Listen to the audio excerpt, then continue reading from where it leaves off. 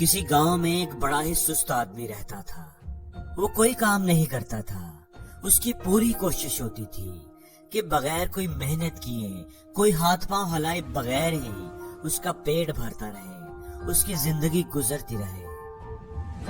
ایسی ہی ایک صبح وہ گاؤں میں گھوم پھر رہا تھا اور سوچ رہا تھا کہ کھانے کا انتظام کیسے ہوگا، کس کے گھر جاؤں، کیا کروں کہ مفت میں ہی کچھ کھانے کو مل جائے۔ آہستہ آہستہ اس کی بھوک بڑھتی جا رہی تھی، لیکن کچھ سمجھ نہیں آ رہا تھا کہ کیا کرے۔ اچانک اسے خیال آیا کہ گاؤں سے کچھ دور ایک پھلوں کا باغ ہے، وہاں سے ضرور اسے کچھ کھانے کو مل جائے گا۔ چلو وہاں چلتا ہوں۔ باغ میں پہنچ کر ابھی وہ درخت پر چڑھ کر پھل توڑنے ہی لگا تھا کہ باغ کے چوکیدار نے اسے دیکھ لیا۔ پکڑے جانے کے ڈر کی وجہ سے وہ تیز تیز بھاگنے لگا اور چھپنے کے لیے ایک گھنے جنگل میں گھس گیا۔ جنگل میں سے گزرتے ہوئے اس نے ایک بوڑھے بھیڑیے کو دیکھا جس کی پچھلی دونوں ٹانگیں کٹی ہوئی تھی۔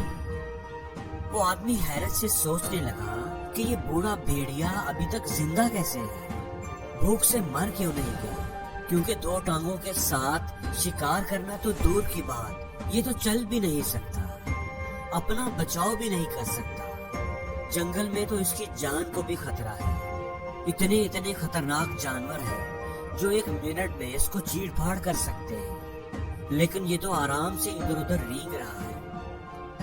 ابھی وہ یہی سوچ رہا تھا کہ دور سے اسے ایک شیر اس طرف آتا دکھائی دیا۔ وہ آدمی جلدی ایک درخت پر چڑھ گیا۔ اب میں دیکھتا ہوں کہ یہ بھیڑیا اپنی جان کیسے بچاتا ہے۔ اب بھیڑیا چونکہ کہیں بھاگ نہیں سکتا تھا، اس لیے وہ اپنی جگہ پر ہی بیٹھا رہا۔ شیر آہستہ آہستہ اس کے قریب آتا جا رہا تھا۔ شیر جب بھیڑیے کے بالکل قریب آیا تو لڑکے نے دیکھا کہ شیر کے منہ میں گوشت کا ایک بڑا سا ٹکڑا تھا جو اس نے بھیڑیے کے پاس رکھ دیا اور واپس مڑ گیا۔ وہ آدمی حیرت سے یہ سارا منظر دیکھ رہا تھا۔ ایک شیر بھیڑیے کو کھانے کی بجائے اسے کھانا کھلا رہا تھا۔ وہ خدا کی قدرت پر آشش کر اٹھا۔ بے اختیار اس کے دل نے کہا کہ خدا بڑا ہی رحیم ہے، وہ اپنی مخلوق کو کبھی اکیلا نہیں چھوڑتا، وہ سب کا خیال رکھتا ہے۔ اسے یقین ہو گیا کہ خدا ہر ایک کے لیے کوئی نہ کوئی پلان ضرور بنایا ہوتا ہے، اس لیے خدا نے میرے لیے، میری مدد کرنے کے لیے بھی کچھ نہ کچھ ضرور سوچا ہوگا، کوئی نہ کوئی پلان ضرور بنایا ہوگا۔ جس طرح اس بیچارے بھیڑیے کی مدد کرنے کے لیے خدا نے شیر کو بھیجا ہے، بالکل اسی طرح میری مدد کرنے کا بھی خدا نے ضرور کوئی نہ کوئی پلان بنایا ہوگا۔ وہ خوشی خوشی جنگل سے باہر نکلا اور ایک اونچے ٹیلے پر چڑھ کر بیٹھ گیا۔ خدا کی مدد کا انتظار کرنے لگا۔ وہ کئی گھنٹوں تک انتظار کرتا رہا۔ صبح سے شام ہو گئی لیکن کوئی اس کی مدد کو نہ آیا۔ وہ پھر بھی صبر سے انتظار کرتا رہا۔ پورا دن گزر گیا۔ وہ بھوکا پیاسا انتظار کرتا رہا۔ اسے امید تھی کہ خدا کسی نہ کسی کو ضرور بھیجے گا۔ اب اسے وہاں بیٹھے بیٹھے 2 دن ہو چکے تھے۔ بھوک پیاس سے اس کا برا حال ہو گیا تھا۔ آخر وہ اٹھا اور خوراک کی تلاش میں نکل پڑا کہ کہیں سے کچھ کھانے کو ڈھونڈے، ایسے تو وہ مر جائے گا۔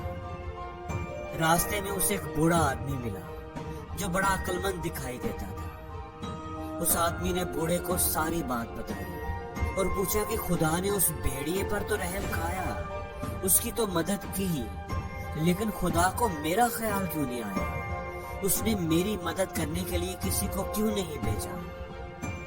بوڑھے آدمی نے پہلے تو اسے کچھ کھانے کو دیا اور پھر کہا کہ یہ سچ ہے کہ خدا اپنی ہر مخلوق کا خیال رکھتا ہے، وہ سب کی مدد کرتا ہے، اس نے ہر ایک کے لیے کوئی نہ کوئی پلان ضرور بنایا ہوتا ہے۔ تم بھی اس کے پلان میں شامل ہو، لیکن تم خدا کے اشارے کو سمجھ نہیں پائے۔ خدا چاہتا ہے، وہ تم کو اشارہ دے رہا ہے کہ تم شیر کی طرح بنو، نہ کہ بھیڑیے کی طرح۔ دوسروں کو کھانا کھلانے والا بنو، دوسروں کی مدد کرنے والا بنو۔ زندگی میں ہم بھی بعض دفعہ خدا کے اشاروں کو سمجھ نہیں پاتے اور ان کا غلط مطلب نکال لیتے ہیں۔ خدا نے ہمیں ہمت دی ہوتی ہے، طاقت دی ہوتی ہے، صلاحیتیں دی ہوتی ہیں۔ خدا ہر روز ہمیں ایک نئی زندگی دیتا ہے، نئی امید دیتا ہے۔ وہ چاہتا ہے کہ ہم کچھ کریں، کچھ کر کے دکھائیں۔ اس نے ہمیں کسی مقصد، کسی پرپس کے لیے بنایا ہے۔ وہ ہم سے کوئی کام لینا چاہتا ہے۔ اگر وہ ہم سے مایوس ہو چکا ہو، اگر وہ چاہے تو ہم کل کا سورج کبھی نہ دیکھ سکیں، لیکن وہ ہر روز ہمیں پھر سے جگاتا ہے ایک نئی زندگی جینے کے لیے، کیونکہ اس کے پاس ہمارے لیے ایک پلان ہے۔ وہ ہمیں اشارہ دیتا ہے، لیکن ہم مایوسیوں اور ناکامیوں میں اتنے کھوئے رہتے ہیں کہ اس کے اشارے کو سمجھ نہیں پاتے۔ ہم دکھی اور اداس رہتے ہیں، جو نہیں ملا اسے یاد کرتے کرتے جو ملنے والا ہے وہ بھی نہیں دیکھ پاتے۔